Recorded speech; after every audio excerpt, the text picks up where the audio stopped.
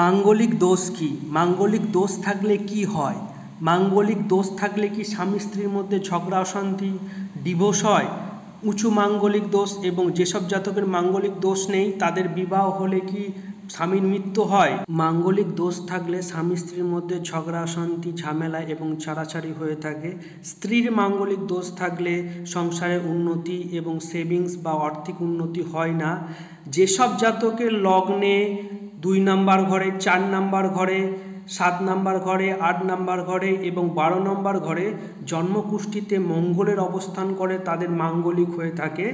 যেসব জাতকের চন্দ্র মঙ্গল যুক্ত হয় লগ্নে 2 নম্বর ঘরে, 4 নম্বর, 7 নম্বর, 8 নম্বর এবং 12 নম্বর ঘরে তারাও মাঙ্গলিক হয়ে থাকে। যেসব জাতকের হস্তরেখায় মঙ্গলের স্থানে কাটাকুটি এবং জাল চিহ্ন থাকে তারা মাঙ্গলিক হয়ে থাকে। মাঙ্গলিক থাকলে সাধারণত বিবাহ রেখা বাঁকা থাকে, তাদের বিবাহ হতে দেরি হয়।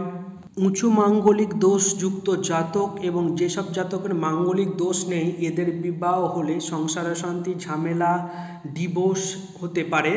এবং যদি কোনো স্ত্রীর উঁচু মাঙ্গলিক হয় এবং স্বামীর মাঙ্গলিক দশা না থাকে বা মঙ্গল দশা না থাকে তাহলে বিবাহ হলে স্বামীর মৃত্যু পর্যন্ত হয়।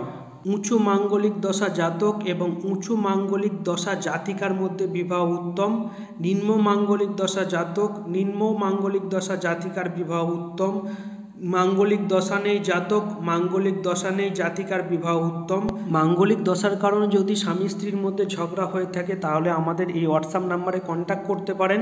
মাঙ্গলিক দশা প্রতিকারের জন্য জানার জন্য আমাদের এই ফোন নাম্বারে এবং হোয়াটসঅ্যাপ নাম্বারে কন্ট্যাক্ট করতে পারেন।